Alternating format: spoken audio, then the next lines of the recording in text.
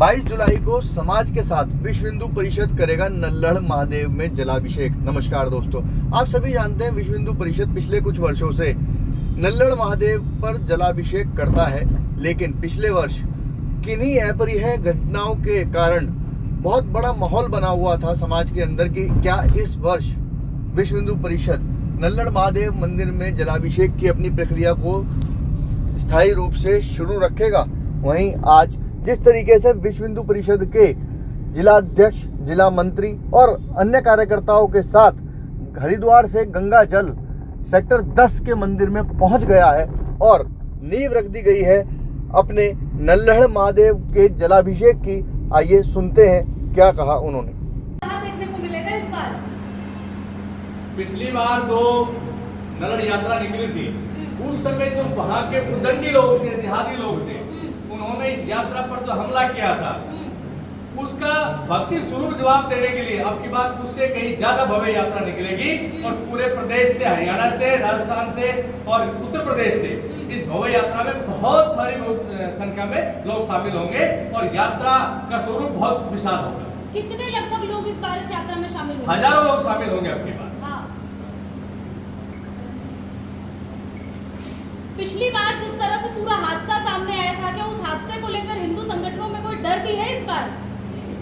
अब की बार कोई डर नहीं है। और अब की बार में विशेष बात बता दूं, साधु संतों के संरक्षण में, साधु संतों की अगुवाई में और जितने भी संत हिंदू संगठन है और जो भी श्रद्धालु है उन सबके अगुवाई में यात्रा निकलेगी अब की बार और कोई डर भय किसी प्रकार का नहीं है। देखिए गुंजन जी, पूरा गुरुग्राम ही नहीं पूरा हरियाणा इस यात्रा का इंतजार कर रहा था। देवभूमि नल्लड़ जाने के लिए हर कोई लालायित है और आज उसी की ये शुरुआत है उस यात्रा की। और उस यात्रा की शुरुआत में आज हरिद्वार से गंगा जल यहाँ आज आया है और जो यहाँ पूजन हुआ है और यही जल लेकर पूरे गुरुग्राम से संत समाज, हिंदू समाज सभी उत्साहित हैं और सभी यहाँ से एकत्रित होकर 22 जुलाई को सुबह 8 बजे यहाँ मंदिर के प्रांगण में इकट्ठे होके और यहाँ 8:30 बजे ये यात्रा नल्लड़ के लिए रवाना होगी।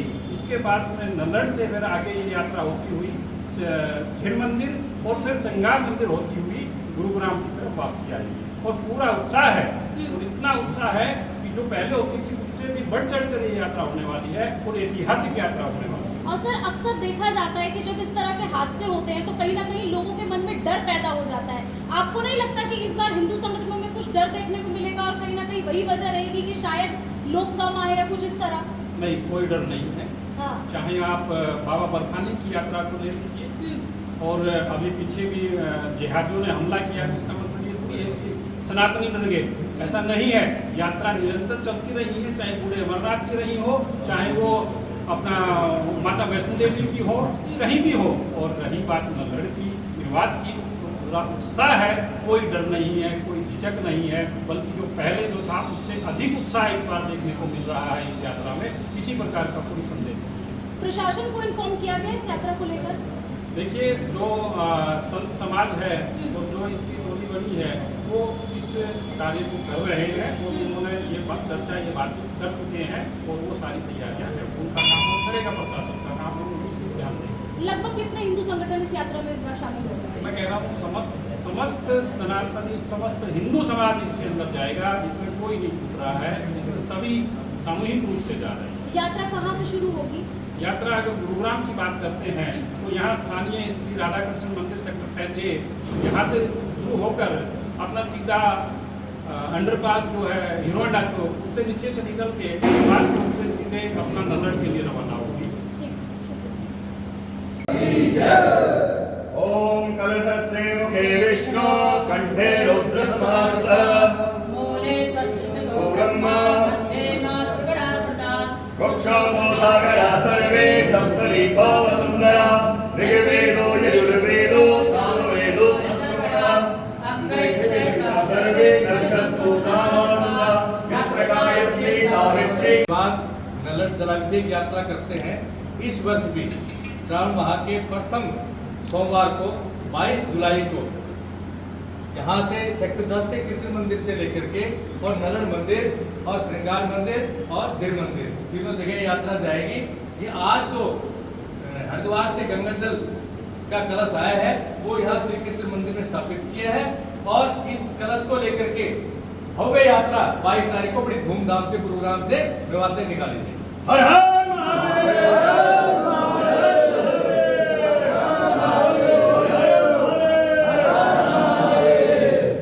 परिषद और बजरंग दल के जो कार्यकर्ता है वो अनुशासित हैं और विशेष बात यह है कि हमारा जो मार्गदर्शन मंडल है जिनकी अगुवाई के तरफ सब चलेंगे वो साधु समाज है और साधु संतों के नेतृत्व के अंदर ये यात्रा चलेगी।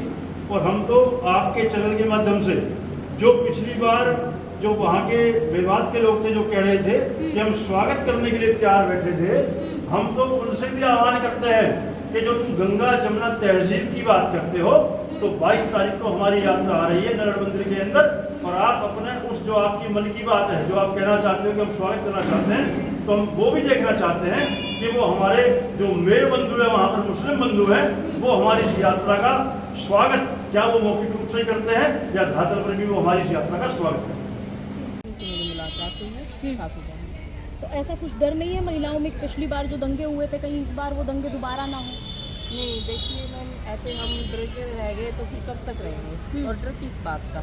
देखो हमें उस टाइम ये नहीं पता था कि हमारे साथ ऐसा विश्वासघात होगा।